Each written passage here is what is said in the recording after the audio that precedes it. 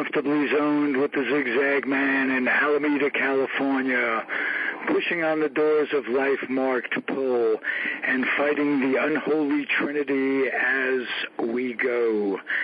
Big business, organized religion, and government. We are back.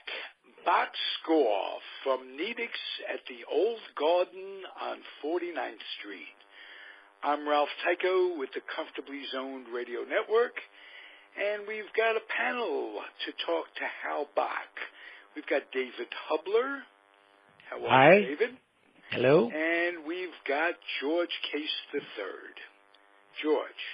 Hi, good evening, everybody. Nice to hear your voices, guys. And now I'm going to ask, as I do every week, Hal Bock, what's the score?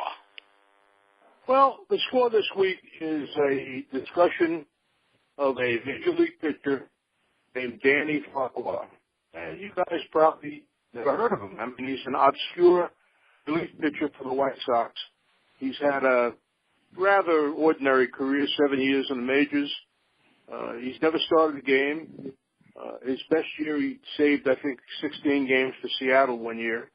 He's a really ordinary guy, and he's out there on the mound back in April, pitching against the Milwaukee Brewers for the White Sox in a blowout game, 10-0 game. And he throws 15 pitches, comes into the dugout, and collapses. He had a brain aneurysm, and that can be a death sentence. He collapsed in the dugout. He was revived, brought to a hospital. They performed brain surgery the next day, and he survived. And survived to the point where the other night he was back in the ballpark at the White Sox ballpark, and he threw out the first pitch. And I thought that was really a moving story of the human spirit. And so often we as people living daily lives get frustrated and angry. You're in a traffic jam, or your boss yells at you, and you get annoyed. Well, think about Danny Farquhar and what he's been through, and I think that'll help anybody who's got a problem get through it, because this guy really faced life and death situation and survived. And I just think it's a great tribute to him and to the medical community in Chicago. They got him through this horrible affair to the point where he was able to throw out the first pitch the other night. And I thought that was really a touching story. I hope I captured it in my column. Oh, absolutely.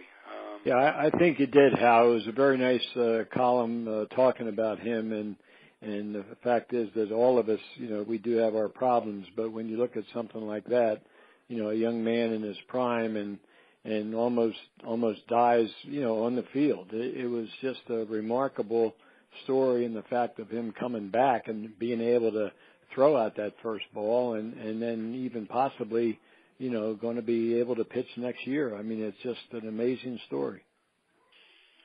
They say he'll be able to come back and pitch next year. I don't know. I don't think I might. I think I might find something else to do with myself that would be less stressful, but he's going to try, I guess. That's his career, and that's what he does. Yeah, that's what he knows best. So Exactly. And I think it's a tribute to the guy's perseverance and courage to battle through a circumstance like this. What's interesting is that there are so few instances like that in baseball, whereas you go to a football game, that could happen 2 or 3 times a quarter, where you have people seriously injured or the effects of what they're doing will show up in serious injury down the road. Just grateful for a relatively peaceful sport where this. I'm told, obviously in football is a collision sport, and guys are hitting each other all 60 minutes of the game. That's not the case in baseball. I'm told that what happened to him, the Farquhar, is it's something that you live with your whole life and you don't know it. It's a weakening of an artery in the brain, and just bursts one time, sometimes it doesn't. But, just, it's kind of chance.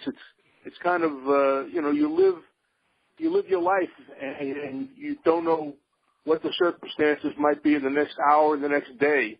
So you just have to live for the time that you're here, and I think he's learned an important lesson that way.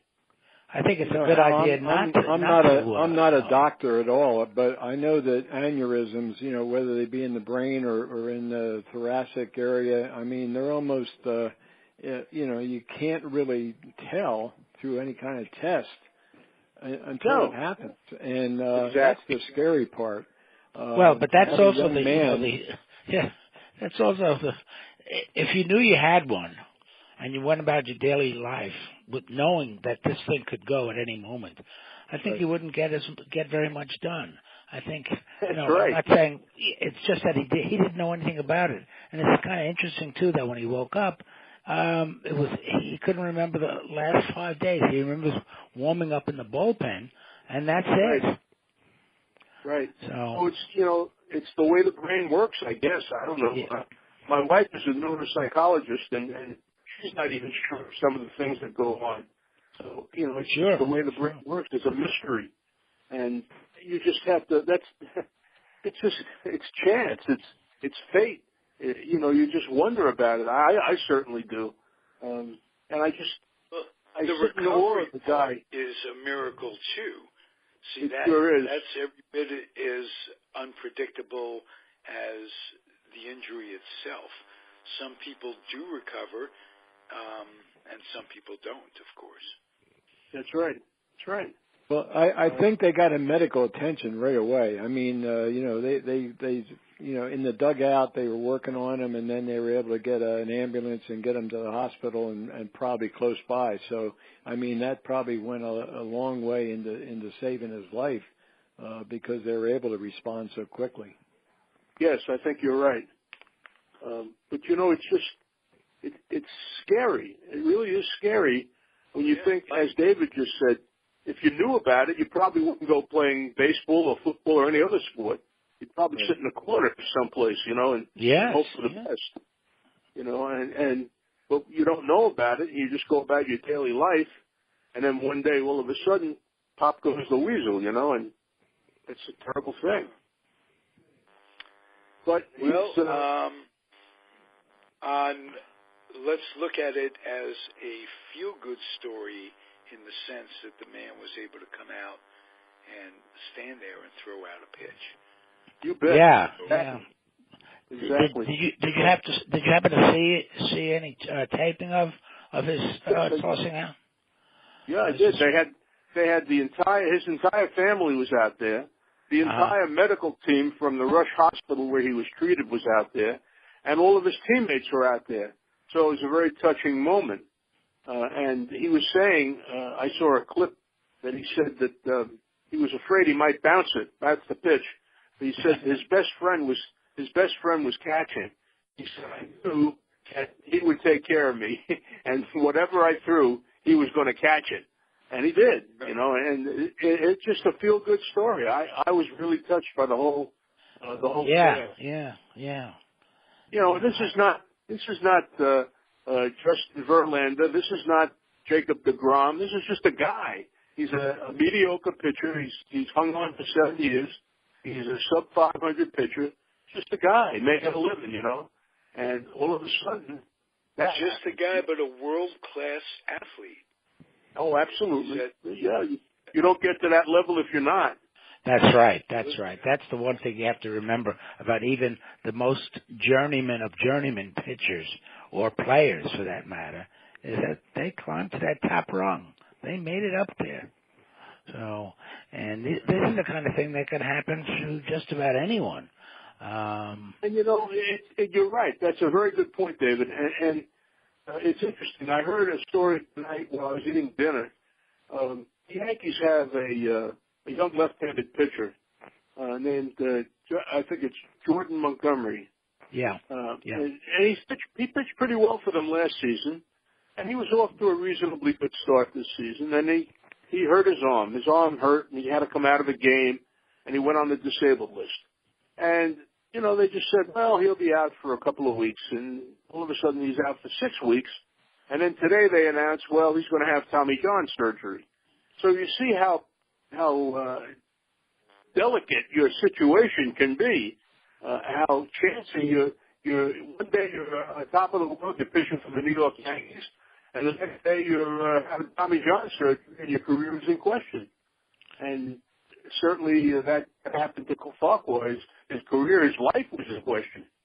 But, you know, that's life, I guess. I often say that they put on their pants one leg at a time, just like I do, you know.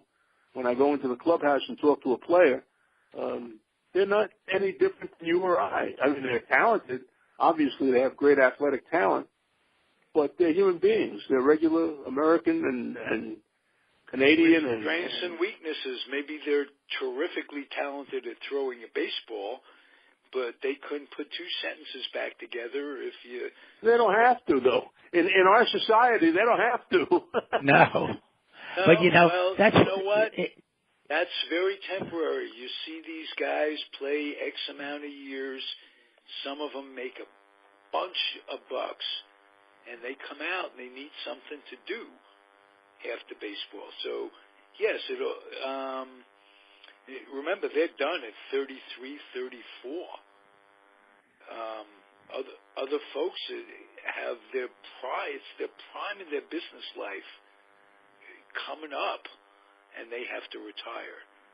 So it all evens out. We're all given X amount of stuff genetically and everywhere else, and you just can't hero worship because, first of all the heroes, politically, business-wise, sports, they seem to have clay feet in one way or another. You know, I don't know this kid. I never met him. I never talked to him. But can you imagine what he went through, what he thought about when he woke up and realized his situation with staples in his head and laying in a drain on the other side of his head and laying in a hospital bed and thinking, well, what the hell happened to me? Where am I? What am I doing here? I'm supposed to be warming up, you know? Yeah. You know, it's hard to imagine, really, and you hope you never have to experience it, believe me. Yeah. I don't know what to say to that. That's... well, no, I just want to say something about it because being a positive story, not a negative story, the way I look at it. Yeah, because he came through it, and he's back, and yes. he was able to throw a baseball on the mound, so... Sure, it's a positive story. That's what's amazing to me, knowing athletes. You know, you don't think about it, but you know their margin of error. You know, as a pitcher especially, I mean, they can only throw so often and whatever. But you know, to have what happened to him and to be able to come back, I mean, it really is remarkable.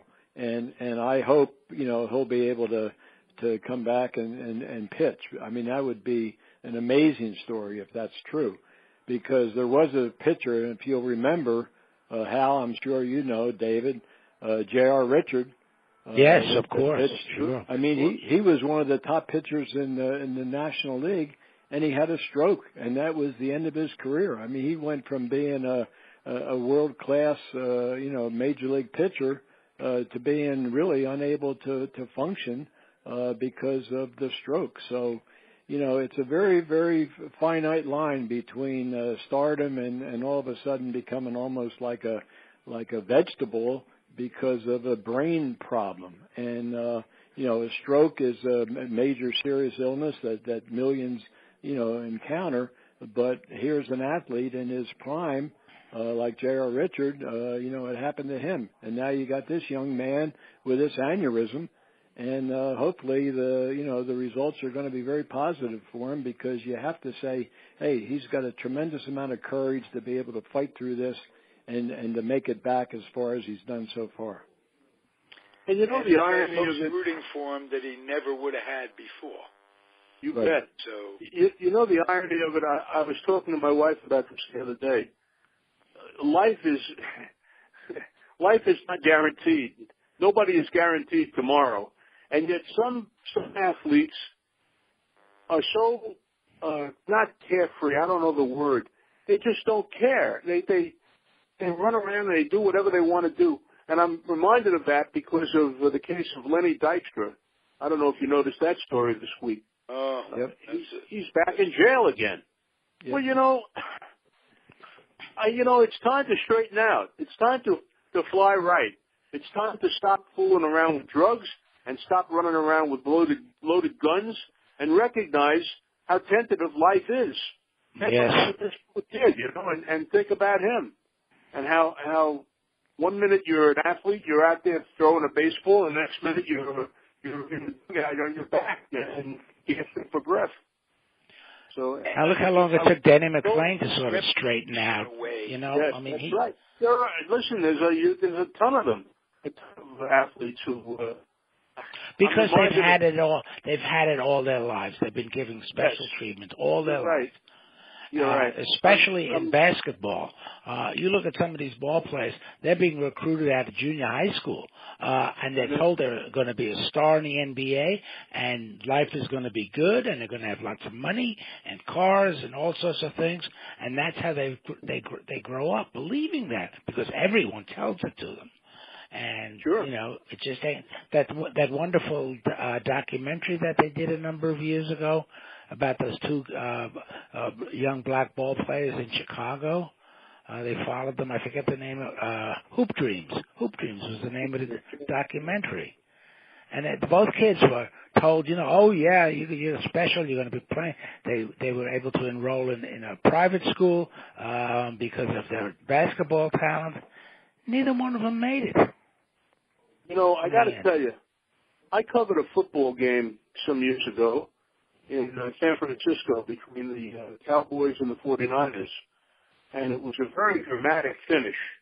And a guy named Dwight Clark in the end zone leaped up and caught a touchdown pass from Joe Montana that won the game for the 49ers. It started the 49ers dynasty. He was sitting on top of the world. He owned the West Coast because of that catch. He later became the general manager of the Cleveland Browns.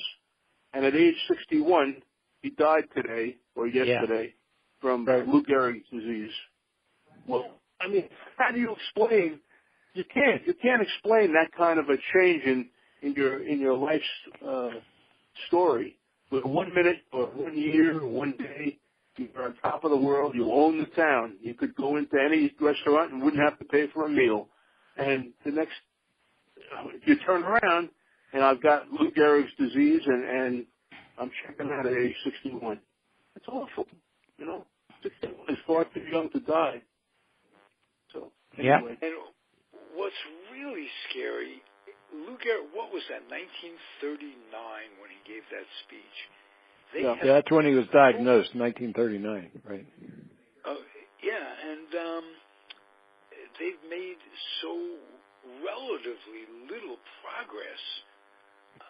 They have no idea what causes it. They have no treatment for it. They have nothing. You just sit there and waste away.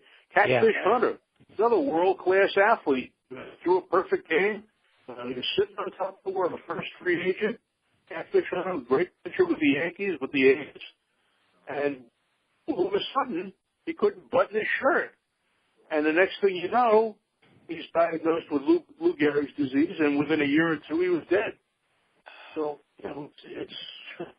It always reminds me of that Houseman poem, To an Athlete Dying Young. He had everything going for him and died at a young age. It's an interesting poem because it's so relevant today as it was when he wrote it, probably, I think at the very turn of the century somewhere. I don't remember. David, it's amazing you said that because after I read Hal's column, I looked it up.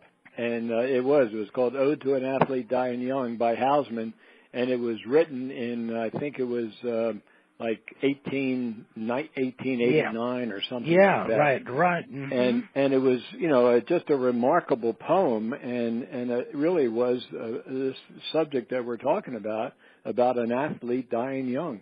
And, there's a case where you have athletes, some of them have died young, some have been incapacitated at a very young age. And when you look at, we're talking about Lou Gehrig and ALS, I mean, he was, what was it we talked about last week? He was 36 or 37 when he, developed it. And here's Catfish Hunter, and, he develops it. The one progress I guess they've made, they've been able to extend the life a little bit. But on the other hand, you look at it and say, well, what kind of a life is it? They're hooked up to machines. They can barely talk. Hawking over there, the astrophysicist in England, I mean, he was brilliant, but the only way he could communicate was through a computer.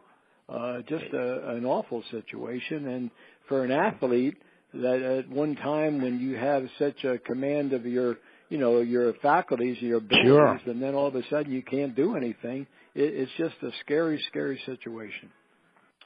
Guys, the book and the movie Bang the Drum Slowly by Of course. Yep, yeah. That's a good example. It's a good example. Yeah, he wrote beautifully. Robert De Niro played the part. Right. And I think we talked about movies. We did, and that was one. I said that was one of the good ones, and somebody said they didn't like it at all. I forget. I did. It was one of the best books and one of the best trilogies of books I've ever read. But one I didn't like it as a movie. That was I was touched by that movie. It brought tears to my eyes. I agree with Dave. I don't think it did the book justice, but well, they never do they? I mean, really? No, no. There were a few. Godfather, I think,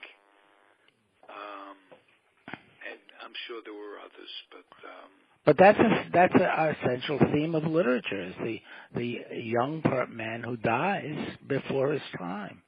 There are lots of books that not necessarily about ball players, but look at all the stories about war heroes who died on the battlefield at 26, 25. Hey, there are kids that get run over in the driveway by that kind of thing. It's there's always something. Yeah. Life itself. And but in the grand scheme of things, about dying and athletes, it's been said that an athlete dies twice: when his or her career dies, and then when they die physically. But they don't have to. It doesn't have to be that way. Not right. The great Minnesota Vikings, the Purple People Eaters, the defensive line of the Minnesota Vikings in the 70s, I guess, had a defensive lineman named Alan Page from the University of Notre Dame, and he was one of their best players. In fact, I believe he was an MVP in the National Football League one year, which is really unusual for a defensive player to get that award. And eventually he got old, which we all do. And he became a lawyer, and he became a judge in Minnesota. So he had a great second career. So, everybody has his own story. I can think of Dave Bing with Syracuse, who tremendous basketball career, comes out, becomes mayor of Detroit. That's right. Made a whole bunch of bucks. And he was an important business owner in Detroit. He owned, I don't know, I'm not sure what kind of a company he owned, but he was an industrialist, and so everybody's got his own story, I guess, Hey, there's a man right on this network named Skip Lockwood who does a podcast, the former closer of the New York Mets. When his career is over, he enrolls in at Columbia University and then goes to, I think it's MIT. He's a doctor. He's a public speaker. He's a podcaster.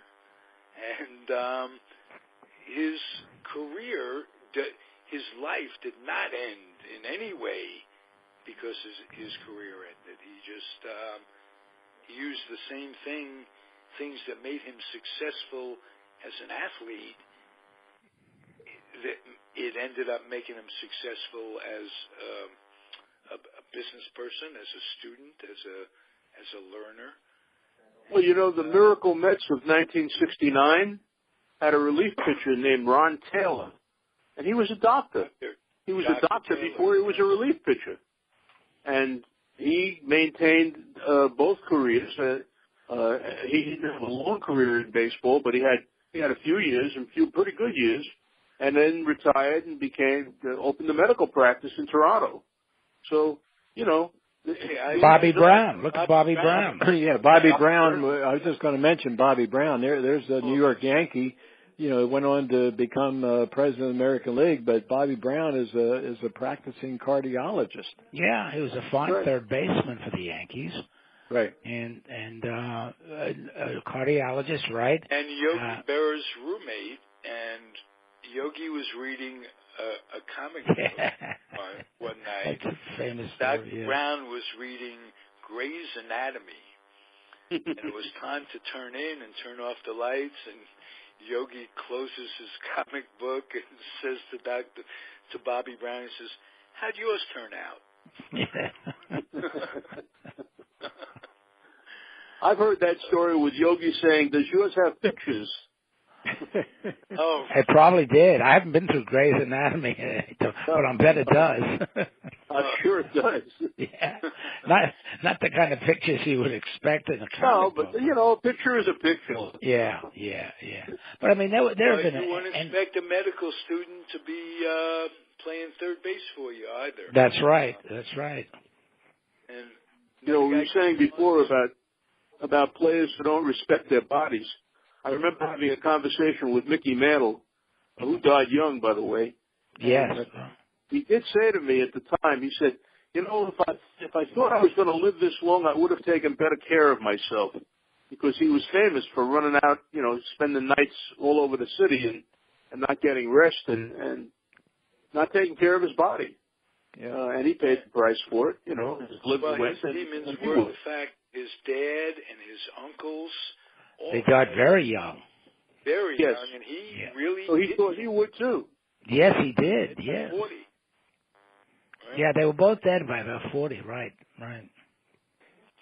Yeah, and then I think one of Mickey Mantle's sons died very early too. I think two of them have died young. Actually, was it both of them? Okay. Yeah, he had four sons. Had to be a genetic problem there with that. Yeah, I think that two of them died like their grandfather and granduncle. Right. Well, it was also a case of abusing themselves. I mean, they were very heavy drinkers, you know. Yeah. Certainly Mickey was. Yeah, I think that you're right. You're right, Hal. I think the sons they took after their dad in that respect. Unfortunately, the saddest account I ever read about an ex-athlete, and I don't know whose book it was in, but it has Mickey in a nightmare that was recurring. And man, I heard that. Go ahead. Yeah. Go ahead. You're right.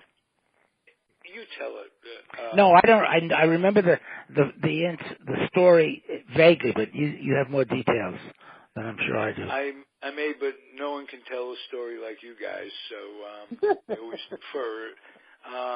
He basically had the recurring nightmare that they were announcing the lineups, and he couldn't get into the stadium. He knocking on doors, this, that, and the other thing, and he'd wake up in sweats, now batting, couldn't get in, and in a sense, he couldn't get in, right? But it haunted him. He really had nothing after baseball. And then Bowie Kuhn, in his village idiot manner, takes two retired players, Mays and Mantle, the most iconic greats of their time, ambassadors to the game, who were coaching. Mantle was a first base coach, and Mays was whatever. They were just, in a sense, being baseball ambassadors, And to pick up some extra bucks, they became greeters in Atlantic City or Vegas. Yeah, I think it was Atlantic City, yeah. Okay, and Kuhn comes in and says, because gambling is so bad, we're so worried about gambling. How many of the owners own horse races or right in the middle of, race horses, all that stuff? He suspends those guys and is now in the Hall of Fame. Bowie Kuhn is. So, the new commissioner that succeeded Bowie Kuhn was Peter Ueberroth. And within about 2 days of the time he took office, he reinstated both Mays and Mantle. And it was a great public relations move for him. Because, I didn't know that. You mentioned these two guys were iconic figures, not only in New York, but in baseball generally. And so Ueberroth took advantage of that situation and immediately reinstated them. And both of them, neither of them was gambling. They were playing golf with the gamblers. They were greeters and they were glad-handers and, hey, I'm Mickey Mantle, would you like to play around? Foolishness. Yes, it was. Wanting to make things better. But, you're taking over, you want to make the game go better. How could you justify that? How does it in any way make things better?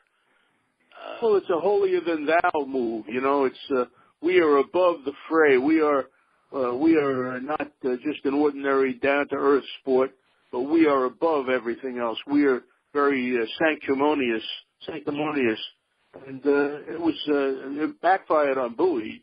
That's for sure. And Ueberroth took advantage of the situation. Yeah. Well, and it wasn't like Mays. It's interesting, too, because Mays and Mantle never made the money that these guys make. A second-string shortstop makes more money than Mantle ever made. And it was the year, to rub it in their faces, it was right about the time of free agency. That's right. You had guys making more in 1 year, within 5 years of free agency, than those guys made in a career. And the minimum salary today is in excess of $500,000. That's for the 25th man on the roster. Well, if they got $100,000 a year, they were happy as they could be. Mays and Mantle and that group of players. They were taking advantage of it. No question about it. I don't think Musial ever made 100. I don't. But remarkably few guys. DiMaggio hit 100,000, and people were, wow, how did anybody worth that much money? I mean, that was his top salary, was 100,000. The great line about Babe Ruth. Babe Ruth in the 1930s was given a contract for something like $75,000. And somebody said, my God, that's more than the president made. And he said, I had about a year. Yeah. Well, even today, politics aside, the president, I think, salary now is $400,000 a year. Mm-hmm. So you're saying that the 25th man on any Major League Baseball team is making over $100,000 more than the president. And if he appears in one game, he's entitled to the group insurance of the union for the rest of his life. Now, he's got to pay for that, of course, a portion of it, if not all, once he's not playing. But basically, you're pensioned off just by making it. Yeah, I think there's a 7-year or something like that before you're actually fully vested. And there are still a whole bunch of guys who fell between the cracks and didn't qualify for the pension and are destitute, and Major League Baseball has no inclination to help out folks. Isn't it that BATS? Isn't that the BATS program? It's not funded by Major League Baseball, and they do provide help, but for such an incredibly small percentage of the people who need it. And I got to tell you something about the union. They've got billions of dollars in reserve. Billions. They're the only strong union in the country since Reagan came in and cut back the air traffic controllers, and they're the union that survives. And to do that, they have to conspire with management to make the game worse for the fans. Otherwise, why is this happening? Little by little, they're chipping away at our cathedrals, at our places of worship. That's an old guy babbling away, huh? Well, the game has changed, and there's no question about that, and not for the better as far as I'm concerned. I am a traditionalist. I also, believe in the bunt, and I believe in the stolen base, and I believe in the hit and run. And unfortunately, those elements of the game are not around anymore because everybody's swinging for the seats and everybody's striking out. So it's not quite the same game we grew up what to. has changed? There is some terrific infield play. Oh, yeah, you're right there, Ralph. Absolutely. These guys have reflexes that seem to be faster. It's just incredible to watch some of these guys. And I have to mention this. While we're talking baseball, I've been 7 podcasts since I realized this. Aaron Judge has the best arm I have ever seen on a right fielder. I saw Furillo. See Clemente? I didn't. I have to say, I did not get the opportunity to see Clemente. I saw Clemente. Clemente, and you believe get me, to watch you have to Aaron go Judge. He threw a strike to third base at 100 miles an hour. The other day there was a game. I saw that one. You mean the other day when he got the runner out at third? Yeah, that was an incredible throw. All on the fly. He struck out 8 times? 9 was it? 4 He struck out 8 times. Yes, 3 and 5. That's right. He struck out 8 times in a doubleheader. The 3 and 5 strikeouts. That's the golden sombrero plus 1. Yeah, right. 4 strikeouts is a golden sombrero. The platinum. He must be up to the platinum sombrero. Platinum, yeah. Well, he did hit 52 home runs last year. I'm not. And how many times did he strike out? A lot. Yeah, but that's not considered a detriment these days. You're right. They don't care. Right. The ball players don't care if they strike out or ground out. It doesn't mean it doesn't. They don't care. And then there are the defensive shifts where you have 3 or 4 guys on one side of the infield and the other side is wide open. I was watching a game the other night, and I don't know what team it was. The Mets were playing somebody, and there was a foul ball hit down the third. Oh, it was against the Cubs, and the Mets had the right field. Right field was patrolled. I mean, the right side of the infield, you couldn't get anything through there. The left side of the infield, that's another story. They had one lonely guy on the left side. And the batter hits a little foul pop-up down the third base line. And you or I could have caught. But there was nobody there to catch it. So the poor catcher's running out with his chest protector and his face mask and his shin guards, chasing this little pop fly foul. He couldn't get to it. The guy walks, the next guy hits a 2-run homer. Well, that's your defensive shift for you, you know. If you had the third baseman playing where he should have been playing, that's an out. You know. Was that Arrieta's game? Was that the game that he complained for the Phillies? I don't know. Well, no, this was the Cubs and the Mets. In the press against the shift. I heard something interesting too. The Cubs rarely do the shift, and they won the year before last.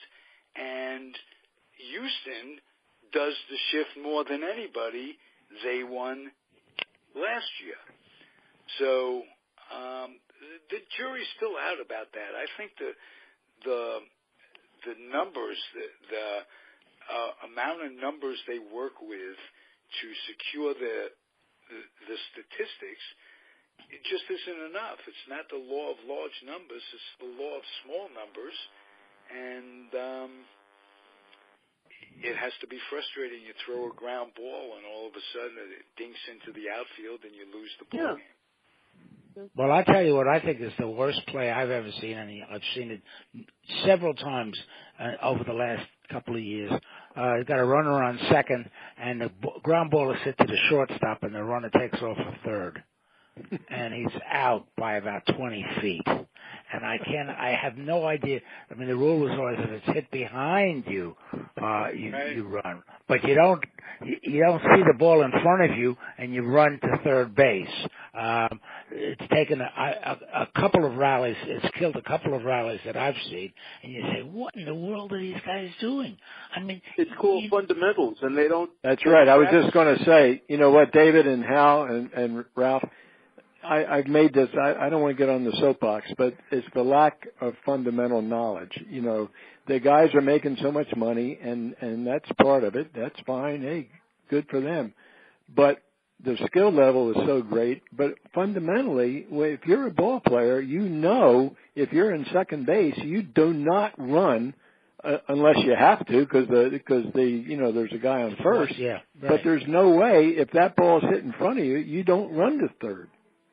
They teach that in Little League. They also teach Absolutely, in Little League, they certainly do. They also teach in Little League to bat in order, not out of order, because the Mets batted out of order a week or so ago, and they lost. I mean, how do you bat out of order? I don't understand that. The batting order is, is posted. The batting order is put right in the dugout, for crying out loud. Absolutely. All they have to do is look at it. Pay a little attention, boys. Yeah. I don't know. I know. It's really surprising. All of these fundamentals, because these guys, they don't just make the majors, but having decided they're going to play Major League Baseball. They've been playing this game for years and years and years. Absolutely. I mean, right up from Little League, and to make this bonehead play of running to third when you don't have to, I mean, that's crazy. I don't understand that one at all. I'd love to talk to somebody about that one day. Well, a good heads-up ball player who helps his team with the intangibles doesn't get to go to the bargaining table with that. Nobody listens. The arbitrator doesn't know intangibles. They just know stats. I think that has a lot to do with it. You're probably right. Yeah, because there are so many stats these days. It's incredible. I mean, you hear some of these announcers, like my pet peeve with Bob Costas. He knows them all.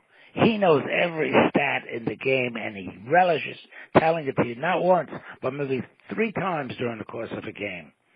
How many curveballs are hit from the left side of the. I mean, just crazy stuff that no one really needs to know.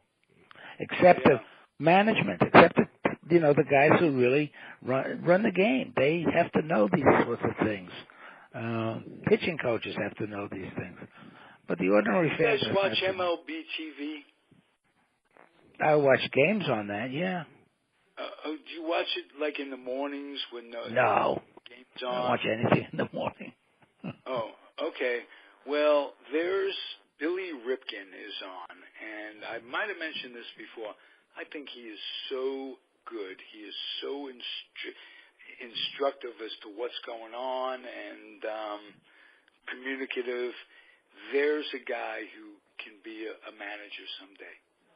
Well, don't forget his father was a manager. He grew up with a father who was a major league manager. That's right. And who never made the majors, by the way, as a player. Right. He played with the Orioles, didn't he? Yeah. Not Cal Ripken Sr., no. No, he coached for him. I don't think he managed them. Oh yeah, he managed the Orioles too. No, I don't mean that. I mean, I don't think he played. That's what I'm. No, he didn't. Right. No, right. No, right. No. He's one of those rare guys, and there have been several who never played Major League Baseball, but did rise to the ranks of managers. Yeah. Right. Yeah. And very few superstars. We've talked about how Ted Williams and what have you was one. I guess superstars just aren't used to seeing the game from a normal player's perspective. They just rely on their pure talent, and it carried them through. Right. Yeah. But, and they can't understand why others can't do what they did or be that taught. Ted Williams. Yeah.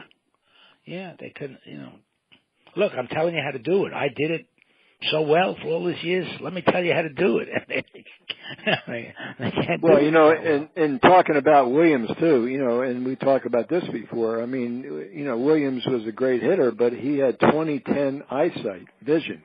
Right. And perfect vision is considered 20/20. So, I mean, he had an advantage that very few people, are able to do that.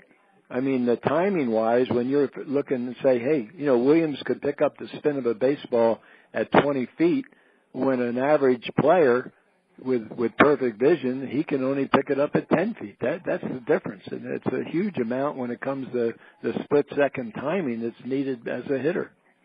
That's what made him such a good pilot and instructor. Thought of.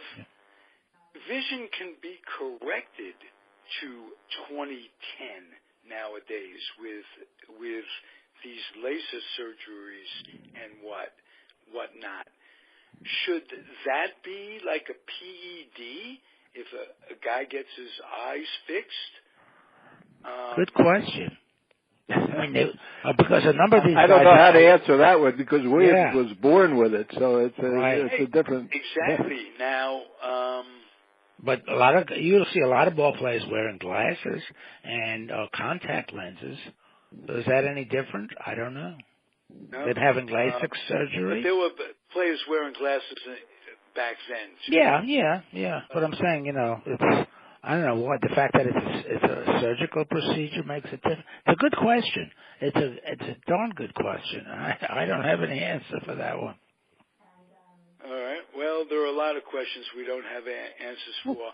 We talked about mortality, and the only answer for that is it ain't good.